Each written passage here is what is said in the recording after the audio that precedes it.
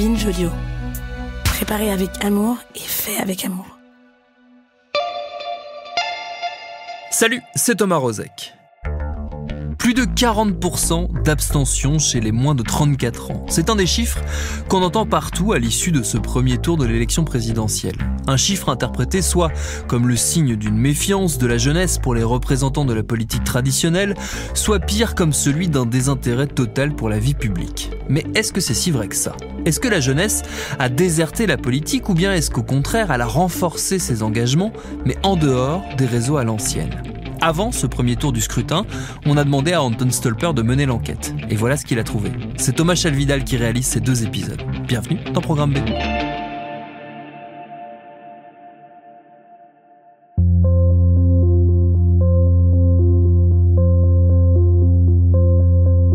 Quand je suis arrivé en France pour mes études de journalisme, j'adorais aller en manif. J'en faisais autant que possible. Beaucoup au début contre la réforme des retraites, où j'ai remarqué que je croisais souvent les mêmes personnes. Je ne voyais que très peu de jeunes. C'étaient des gens un peu plus âgés, souvent militants, syndiqués et politisés. Et puis, il y a eu l'été 2020. C'était juste après le Covid, et il y avait une manifestation organisée par le comité Justice pour Adama Traoré, cet homme noir qui est mort dans des circonstances non élucidées après son interpellation en 2016. La manif était différente des autres que j'avais faites. C'était presque que des jeunes.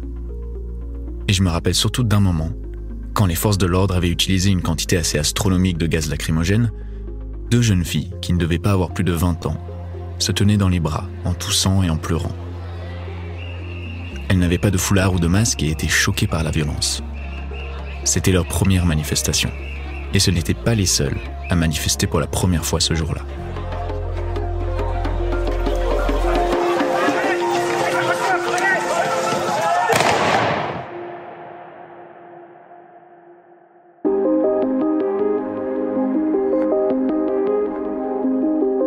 Depuis longtemps, on dit que les jeunes ne seraient pas intéressés par la politique. Ils passeraient trop de temps à faire des TikTok, à faire la fête, à traîner et pas assez à aller voter. En 2017, les jeunes entre 18 et 35 étaient les plus représentés dans les statistiques d'abstention. Du coup, on parle forcément beaucoup de la dépolitisation croissante des jeunes et les politiques, eux, tentent tout pour essayer de les retrouver et de gagner leur voix. Parfois en allant même sur des terrains pas nécessairement hostiles, mais où ils ne connaissent pas tous les codes. Pensez aux interventions du Premier ministre Jean Castex sur Twitch par exemple. Bonsoir Samuel. Comment allez-vous ? Très bien, et merci de m'avoir invité sur Twitch ce soir.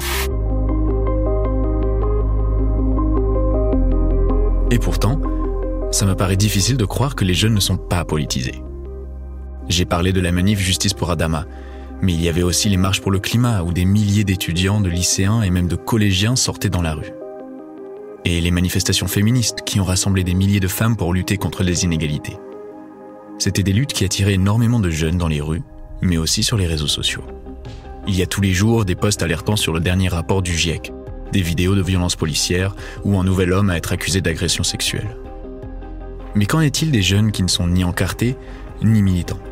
Si les politiques n'arrivent pas à les atteindre et que les partis ne les attirent plus, quelles sont les voies d'entrée pour ces jeunes dans la politique ?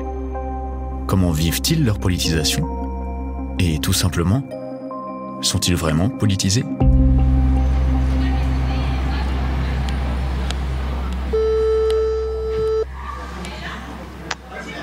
Ouais, mec. Ouais, je suis juste devant, je crois. C'est le site Roméo. On arrive. C'est la voix d'Ivan, mon cousin de 20 ans. Il suit un DUT commerce à Évry et je lui avais parlé de l'enquête que je faisais. Il m'a dit que pas mal de ses camarades avaient commencé à parler politique ces quelques derniers mois. Salut, ça va ? Tu vas bien ? Il y a un maire. C'est les mêmes, c'est les mêmes. On s'en sort un peu, non ? Non, si je vous promets, en fait. Une fois notre ressemblance établie, Ivan et ses amis m'ont mené jusqu'à une salle de classe. Mais en rentrant dans le bâtiment, il y a une table avec des pâtes, des serviettes hygiéniques et d'autres produits de première nécessité.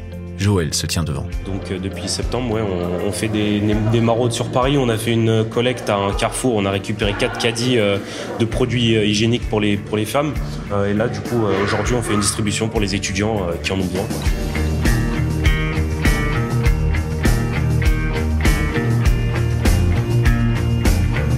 Ce qui est intéressant, c'est que vous faites des études de commerce, en gros. Mais votre optique, c'est pas juste gagner de l'argent, pour dire ça de manière très vulgaire. Vous n'avez pas nécessairement envie de tous devenir millionnaires ou alors le devenir, mais vous avez l'intention des projets que vous mettez en avant. Ça fait 2 minutes qu'on s'est rencontrés et tous les projets dont vous m'avez parlé, c'est que des projets qui sont un peu engagés, qui sont sur la base de la solidarité, sur l'entraide.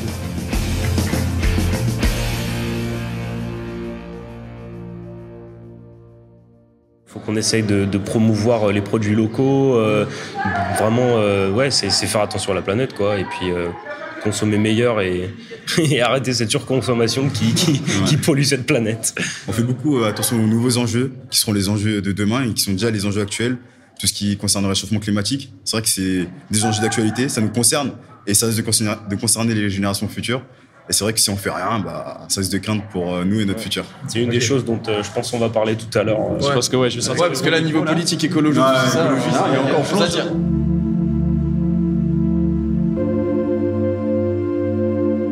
Du coup, on s'est tous installés en cercle dans une salle de classe vide. Et j'ai posé le micro au milieu. J'ai commencé par leur demander de s'exprimer librement, de raconter ce qu'était leur rapport à la politique et aux politiques. Moi, c'est Imen, j'ai 22 ans et je suis étudiante en DUTTC à Évry. Je m'appelle Adonis, j'ai 19 ans. Dans moins de 4 jours, j'aurai bientôt 20 ans. Bonjour, je m'appelle Koudou Dramé, j'ai 19 ans et j'habite à Créteil. Alors bonjour, je m'appelle Ivan, j'ai 20 ans, je vais sur mes 21 ans pour le mois de juillet et je suis étudiant en DUTTC à Évry. Bonjour, donc moi je m'appelle Basma, j'ai 21 ans. J'aime bien la politique, j'aime bien mais je connais pas trop. Je sais pas si ça concerne la politique en fait. C'est par rapport à l'école, à l'éducation, le port du voile par exemple, à l'école, etc. Je trouve que c'est pas assez démocratisé. Je trouve que c'est un sujet grave intéressant parce que du coup, y a quelqu'un qui l'a subi dans ma famille et je trouve qu'on devrait plus en parler parce qu'il y a beaucoup de personnes qui en parlent pas et je pense que la politique, ça joue beaucoup un rôle dedans. Et je trouve ça grave qu'on puisse pas aller à l'école parce qu'on porte un voile.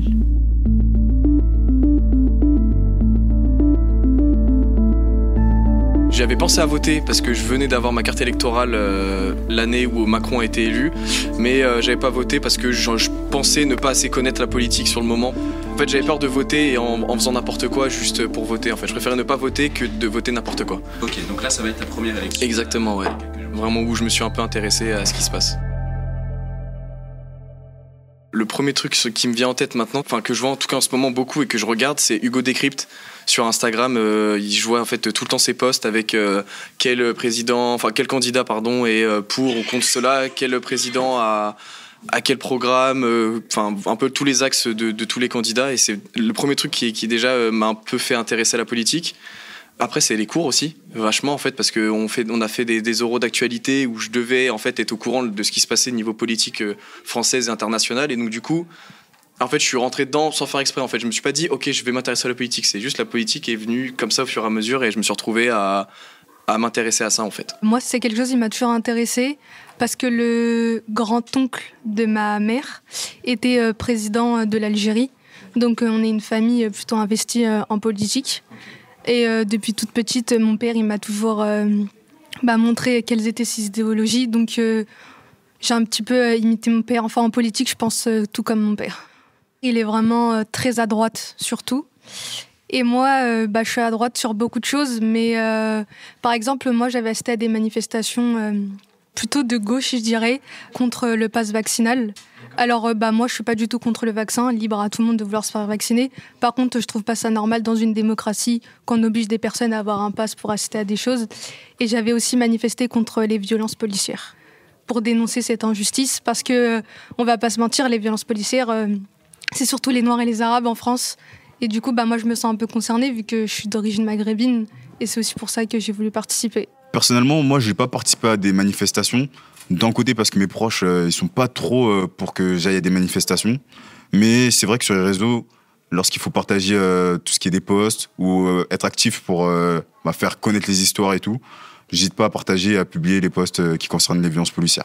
Maintenant, avec les réseaux sociaux, par exemple sur TikTok, il y a des chaînes qui vulgarisent un peu, entre guillemets, la politique pour les jeunes, de manière assez ludique et compréhensible. Parce que je pense qu'aujourd'hui, le grand frein à la politique, c'est que pour la plupart d'entre nous, ça nous paraît assez compliqué. Dans la manière dont c'est présenté, c'est plus pour des personnes un peu plus, j'ai envie de dire, entre guillemets, aguerries. dans le monde de la politique. Je pense que les politiques ciblent une certaine partie des jeunes, pas tous, et je trouve ça dommage. Des jeunes qui viennent par exemple d'universités assez prestigieuses. Je sais que par exemple dans les universités de Paris, dans certaines universités de Paris, y a beaucoup de manifestations, de entre guillemets prospection de futurs électeurs qui sont faits. Ou par exemple nous dans notre université, j'ai rarement vu de la politique ou des personnes distribuer des flyers ou nous parler de politique. On a eu quelques flyers, mais j'ai envie de dire c'est un peu anecdotique. Il y avait qu'un seul parti et je pense que c'est pas représentatif de la politique.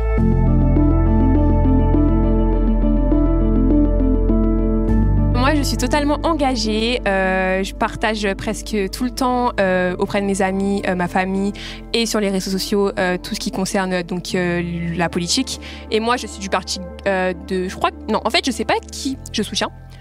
Mais je suis de gauche, donc tout ce qui est... donc, comment il s'appelle déjà Poutou, je l'aime bien. Mélenchon aussi. J'aime beaucoup Yannick Jadot. Par contre, elle s'appelle la dernière, celle qui est tout à gauche, Nathalie Arthaud. Je l'aime bien, mais je connais pas trop son programme. Et comment je me renseigne par rapport à la politique, c'est grâce à Hugo Décrypte. Pourquoi ? Parce qu'il fait de la vulgarisation politique et c'est super intéressant grâce à ses posts, sachant que nous, les jeunes, on utilise beaucoup les réseaux sociaux. C'est super important pour nous aussi d'être concernés par la politique, sachant que dans pas longtemps, on doit voter. Donc j'espère que vous allez voter. J'ai déjà réalisé des projets donc politiques par rapport à la sensibilisation, parce que les profs ils peuvent pas nous sensibiliser par rapport à la politique parce que c'est pas leur devoir. Mais nous, en tant qu'étudiants et surtout en tant que futures personnes qui vont voter, c'est important de savoir qui présente quoi, qui fait partie de quel parti politique. Par exemple, je sais pas, il y a des gens qui savent même pas que le Parti socialiste ça existe, et il y en a qui réfèrent la droite seulement au Front National, maintenant qui est le Rassemblement National. Donc c'était important pour moi donc de mettre au courant donc les personnes de mon âge et surtout les minorités parce qu'on est quand même concernés. Juste, je voulais rebondir sur une de ces explications à Kodou. Je sais pas si c'est intéressant à dire, mais je sais que pendant le lycée, on a eu l'occasion de participer à des manifestations contre le climat. Donc, lors de cette manifestation, j'ai pu croiser pas mal d'étudiants, de jeunes comme moi, qui venaient pour une seule chose, c'était pour lutter contre l'inaction du gouvernement face au climat et des enjeux que ça risque d'engendrer pour nous. Parce que j'ai l'impression, je sais pas si c'est mon point de vue, mais les personnes un peu plus âgées, on va dire les personnes seniors ou les adultes, ils se sentent pas vraiment concernés par ça parce qu'ils savent qu'ils vont pas le vivre. Alors que nous, la future génération, c'est vraiment quelque chose qui nous impacte déjà. On le sent, on le ressent. Et dans le futur, ça risque de nous limiter un peu dans nos opportunités, je pense. Moi, je suis d'accord avec Adenis. Les jeunes, on prend de plus en plus conscience de l'importance du climat. Mais honnêtement, les candidats, pour moi, ils ont beau parler, j'ai l'impression qu'ils s'en fichent complètement de ce qui se passe pour l'environnement. Par exemple, je sais qu'à cause de ça, il y a de plus en plus de gens, j'avais vu un documentaire sur Arte, des gens qui veulent pas faire d'enfants. Et honnêtement, même moi, je suis un peu dans cette pensée-là. En fait, moi, avant, je voulais avoir des enfants. Et maintenant, en fait, j'ai super peur de leur laisser une planète horrible. Et à cause de ça, à cause de nos politiciens qui ne font rien, peut-être qu'ils vont m'empêcher de plus tard fonder une famille.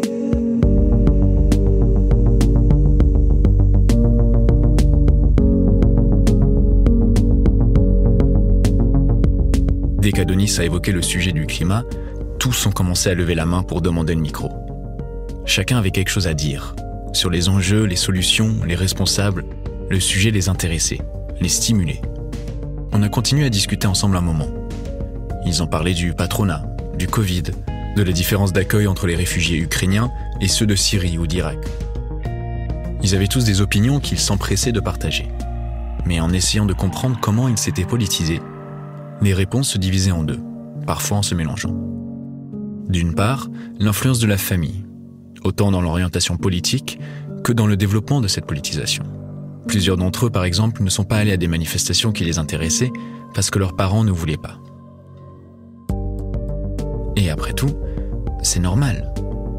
Ils ont le droit de vote, mais ça reste des jeunes qui habitent chez leurs parents et qui commencent à découvrir tout juste le monde. Une sorte de politisation embryonnée.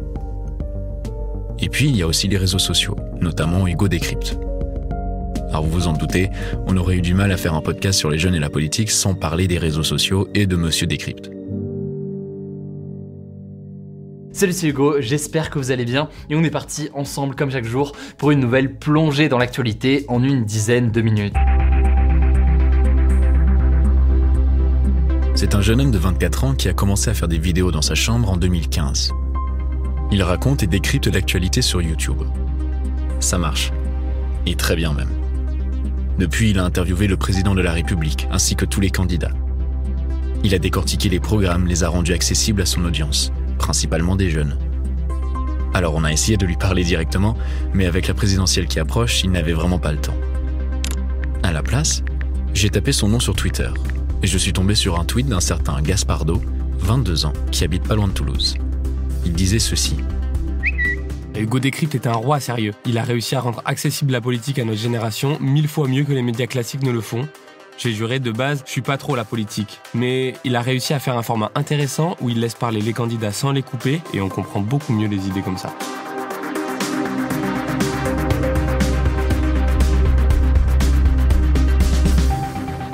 Moi, du coup, c'est Gaspard, j'ai 22 ans et je travaille dans le graphisme et aussi sur les réseaux sociaux en général. Sur Twitter, là, j'ai bientôt 181 000 et sur Instagram, 18 000, je crois. Ouais, il me semble que c'est ça. En fait, justement, en ce moment, je regardais beaucoup les vidéos de Hugo Décrypte sur la politique en général parce que je connaissais pas beaucoup les programmes, tu vois, des candidats qui se présentent. Du coup, ça m'intéressait, j'avais envie de m'y intéresser. Et beaucoup de gens, j'avais entendu beaucoup de monde parler de Hugo Décrypte, justement, et de ses interviews de politique. Donc, j'ai un peu tout regardé et c'est après ça que j'ai fait le tweet, tu vois. J'ai regardé 5-6 vidéos et j'ai trouvé ça intéressant, calme. C'était vraiment agréable à regarder, quoi.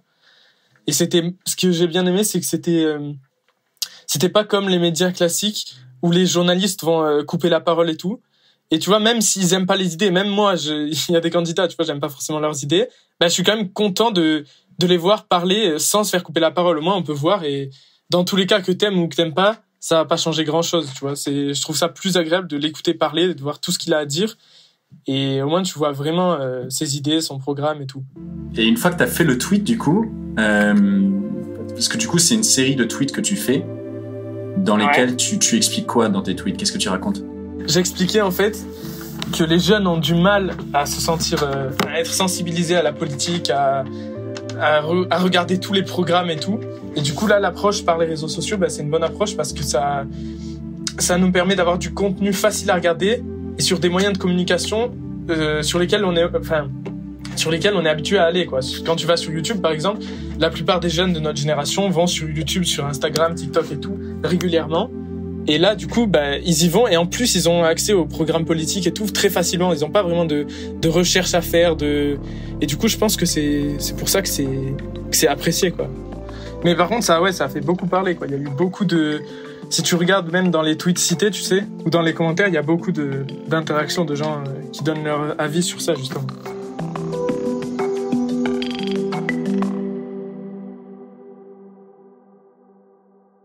Globalement, ils sont d'accord du coup, mais il y en a plein qui parlent de ça justement, du fait que en fait le problème qu'il peut y avoir avec les réseaux sociaux, les médias et tout, c'est qu'il peut y avoir des sortes de propagande dont on se rend même pas compte en fait, vu que si une personne est d'un bord politique, il peut interviewer un candidat par exemple et il va lui poser des questions qui paraissent neutres, tu vois, mais indirectement en fait ça vise pas vraiment à le piéger, mais à axer la conversation vers une question, vers un but qui vise, quoi.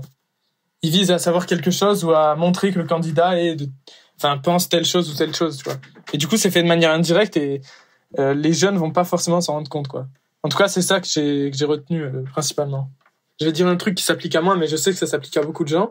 C'est que depuis 1 ou 2 ans, on va dire, je pense que les jeunes, en général, s'intéressent de plus en plus à la politique grâce ou à cause des réseaux sociaux, je sais pas. Réseaux sociaux. Et juste entre 2019, où j'étais beaucoup sur Twitter, et maintenant, avant, c'était plus... Twitter, c'était plus l'humour, les blagues. En fait, ça parlait, mais je trouve que c'était quand même moins politisé. Là, je vois de plus en plus de jeunes qui en parlent, quoi, qui parlent de ce qui se passe, des élections, de la précarité étudiante. Ça, on en parle beaucoup, je trouve, et tant mieux. Et tu vois, parce qu'il y a eu plein de campagnes, même hors des journalistes qui s'intègrent dans les réseaux sociaux et tout, il y a eu plein de campagnes, comme celle de Emmanuel Macron, le ministre des Transports, il a un TikTok, Mélenchon, il avait une chaîne YouTube, Enfin, il y a un peu tous les candidats qui sont apparus volontairement, quoi, qui ont fait des grosses campagnes sur les réseaux sociaux. Macron, il avait fait une vidéo avec McFly et Carlito, tu sais. Et du coup, les gens ont forcément dû se sentir un peu plus touchés, quoi, par ça, vu que les politiques venaient dans leur quotidien, tu vois, ils arrivaient à eux sans même qu'ils aillent les chercher. Comme l'explique Gaspard, à travers son ton et en utilisant les codes de sa génération, Hugo Décrypte a réussi à atteindre et expliquer l'actualité et la politique à une jeunesse qui, à la base, ne s'y intéressait pas forcément. Mais il n'est pas le seul. Les politiques, eux aussi, ont tenté le coup. Ah bah tiens Marine, bienvenue sur ma chaîne. T'as un message aux abonnés? Mettez des pouces bleus. Je pense qu'ils réussissent très bien leur campagne de propagande, hein. Je pense que c'est très bien calculé. Parce que ça marche énormément, quoi. Tu vois que le ministre des Transports a 1 million d'abonnés sur TikTok, qu'il est ultra suivi, ses vidéos marchent énormément. Et du coup, c'est limite en train de briser la barrière entre influenceurs et carrière politique. Même si influenceur, c'est déjà un métier pour beaucoup de gens, c'est pas pareil que quelqu'un qui serait dans la politique, quoi. C'est éloigné. Et là, le ministre des Transports, pour certains jeunes, ça doit être limite un influenceur, tu vois. Il y a un mec qui fait des vidéos drôles sur le train, les trucs comme ça. Du coup, c'est... Comme je l'ai dit au début, en vrai, moi, je pense que c'est pas forcément bien parce que c'est un peu un moyen fourbe, entre guillemets, de s'infiltrer dans la pensée des gens et de se faire passer pour quelqu'un de sympathique, alors que c'est quelque chose de calculé, quoi. Les jeunes ne savent pas forcément, ils se disent, il allume son téléphone et il fait ses vidéos pour rire, mais en vrai, c'est quelque chose de très calculé avec des chefs de campagne, des chefs de communication surtout, et voilà. C'est vieux comme le monde, les politiques qui essayent d'attirer la jeunesse. Par exemple, François Mitterrand en 1985. Vous savez ce que c'est que Chébrand? Vous savez, moi, quand j'étais enfant, déjà, on inversait l'ordre des syllabes dans le mot, hein. C'est pas très nouveau, ça. D'autant plus que vous savez dire branché, bien entendu, je ne veux pas faire le malin, ou très informé, mais c'est déjà un peu dépassé, hein. Vous auriez dû dire câblé.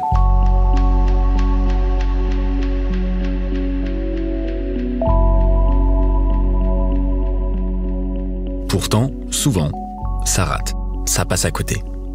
La plupart du temps, pour une raison toute simple, ça peut être ridicule. Mais parfois c'est pire. Ça peut être insultant.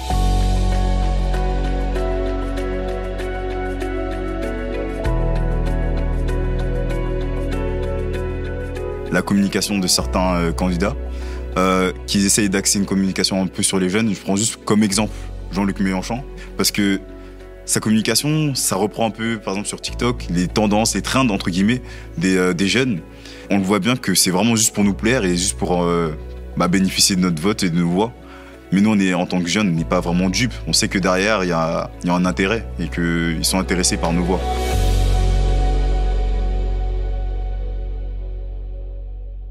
Parfois même, j'ai l'impression que les seuls candidats qui parlent de jeunes dans leur programme, c'est juste pour, entre guillemets, nous manipuler et juste pour avoir plus de votes, pour qu'on aille voter pour eux, parce que ils nous pensent naïfs un peu et ils pensent que vu qu'on voit qu'ils vont parler de jeunes, on va aller voter pour eux. Mais en vrai, ils s'en foutent complètement de nous, parce que la preuve, tous les présidents qu'il y a eu, depuis qu'on s'intéresse un peu à la politique, en vrai, pour moi, il n'y a pas eu de changement depuis. Il n'y a pas eu de réel changement depuis que nous, on est étudiants. Donc, pour moi, c'est de l'hypocrisie, en fait.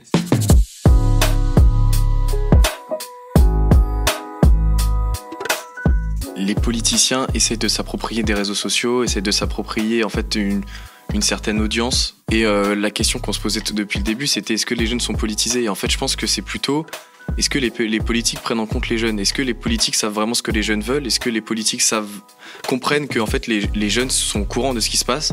Tout le monde sait exactement ce qui se passe en politique. Là, on a pu le voir depuis tout à l'heure. Tout le monde parle et tout le monde a au moins un minimum de savoir par rapport à la politique.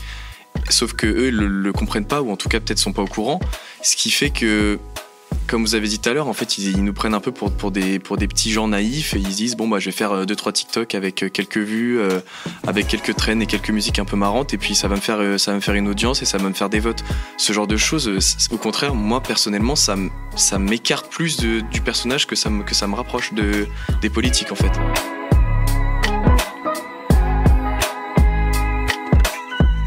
La jeunesse est-elle vraiment si dépolitisée que ça? Ceux que j'ai rencontrés pour l'instant, pas du tout. Ils ne vont pas nécessairement faire l'aller-retour entre République et Nation tous les samedis, mais à travers ce qu'ils regardent, ce qu'ils lisent et ce qu'ils vivent, une conscience s'est développée. C'est juste une conscience qu'ils n'ont pas l'impression de retrouver dans les politiques.